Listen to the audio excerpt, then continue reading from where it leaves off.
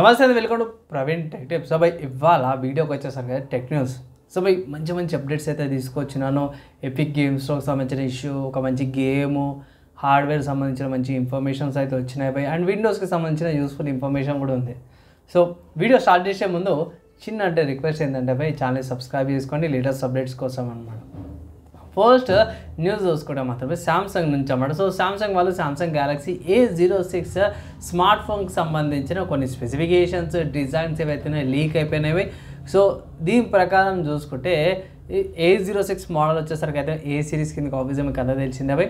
పెద్ద బెజల్స్ అయితే ఉంటాయనేసి అయితే అంటారు. సో బడ్జెట్ కేటగిరీలో రావచ్చు అంటారు. మీరేటెక్ హీలియో G85 ప్రాసెసర్తో పాటు వస్తుంది. Type-C పోర్టు, 3.5 జాక్ అండ్ మనకి కింద డ్యూయల్ పోర్ట్స్తో పాటు కూడా వస్తుంది అనేసి అతను చూడాలి. కానీ 6.7 ఇంచెస్ డిస్ప్లేతో పాటు వస్తుంది. 6GB RAM and 128GB storage variant వస్తుంది. ఇక్కడ ఇంకో డ్రాబ్యాక్ ఏమంటారు అంటే 15 వాట్స్ వచ్చే ఛాన్సెస్ ఉన్నాయని అయితే ఒక అప్డేట్ అయితే చేసిరన్నమాట. తర్వాత నెక్స్ట్ చూసుకుంటే ఇది కొంచెం స్టాక్ మార్కెట్కి సంబంధించిన న్యూస్ బై, ఐడియా లేదు. ఏంటంటే ఇక్కడ ఎలక్ట్రికల్ గురించి వచ్చింది కాబట్టి టెక్ న్యూస్లో యాడ్ చేసిన. ఏంటంటే ఓలా ఎలక్ట్రికల్ ఏదైతే ఉందో, అంటే మొత్తం ఓలా కాదు, ఓలా వాళ్ళ ఎలక్ట్రికల్ బ్రాంచ్ అనుకుంటా, వాళ్ళు ఐపీఓ అయితే లాంచ్ చేసి ఐపీఓ పెడుతున్నారు అనేసి అయితే అంటారు అన్నమాట పై. సో ఇది August 2 అవుతుంది. సో ఒకవేళ ఇట్లా స్టాక్ మార్కెట్లో మీరు ఒకవేళ ఇంట్రెస్ట్ ఉంటే ఇట్లా చెక్ చేసుకోవచ్చు.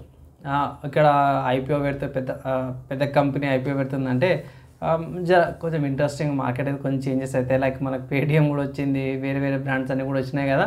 సో ఇలానే వీళ్ళు కూడా ఐపీఓకి అయితే వెళ్తారు అన్నమాట. సో చూద్దాం ఎలా ఉంటుంది అనేది మార్కెట్ని బట్టి మనకు తెలుస్తుంది అన్నమాట. అండ్ దాని తర్వాత నెక్స్ట్ సాఫ్ట్వేర్స్కి సంబంధించిన న్యూస్ చూసుకుంటే మాత్రమే విండోస్ నుంచి అన్నమాట. సో విండోస్ వాళ్ళది విండోస్ 11 యొక్క ప్రివ్యూ, ఇన్సైడర్ ప్రివ్యూ ఉంటుంది కదా, అంటే నాలాంటి రివ్యూస్కి కానీ ఏమంటే టెస్టింగ్ చేసే వాళ్ళకి కొంచెం టెస్టింగ్ కోసం ఇస్తారు.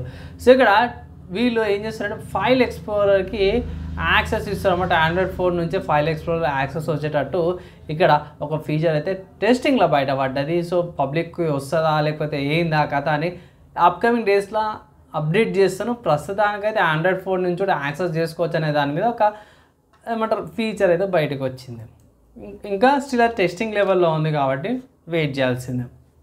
తర్వాత హార్డ్వేర్ సంబంధించిన న్యూస్ చూసుకుంటే మాత్రమే ఎన్విడియా వాళ్ళు కొత్త గ్రాఫిక్ కార్డ్ని అయితే తీసుకొచ్చారు.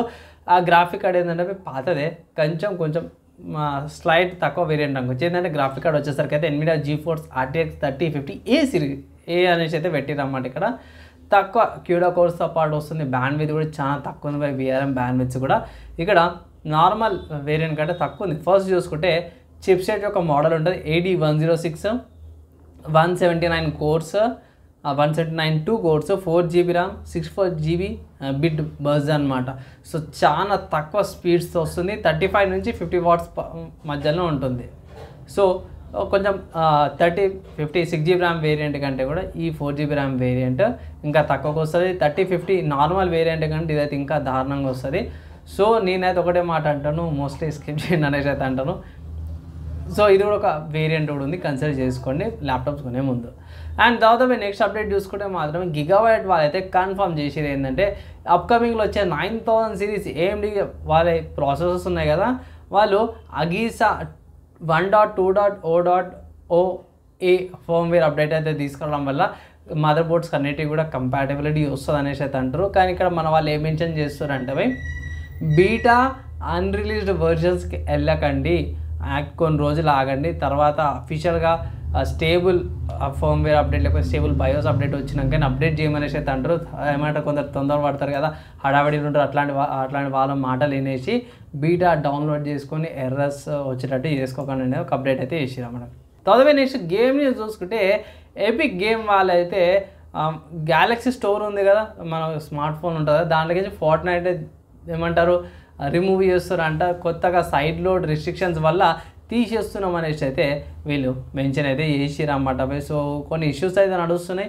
సో పక్క పెట్టేసి అయితే కొంచెం డీప్గా అయితే ప్రస్తుతానికి ఒక అప్డేట్ వచ్చింది అంతే. అండ్ దాని తర్వాత ఇంకొక గేమ్ న్యూస్ చూసుకుంటే మాత్రమే స్టీమ్ అనే వెబ్సైట్లో రైజ్ సన్ ఆఫ్ రోమ్ మనకి గేమ్ బాగుంటుంది. అంటే దగ్గర గేమ్ వచ్చి 10 years అయిపోయింది, కానీ ఏంటంటే 350 రూపాయలకి గేమ్ వస్తుంది. ఒకవేళ మీరు గేమ్ మీద ఇంట్రెస్టెడ్ ఉంటే, గేమ్ ఆడాలనుకున్న వాళ్ళకి ఇది ఒక మంచి అవకాశమే. గేమ్ మాత్రం ఇంట్రెస్టింగ్గానే ఉంటుంది, ఒకసారి చెక్ చేసుకోండి.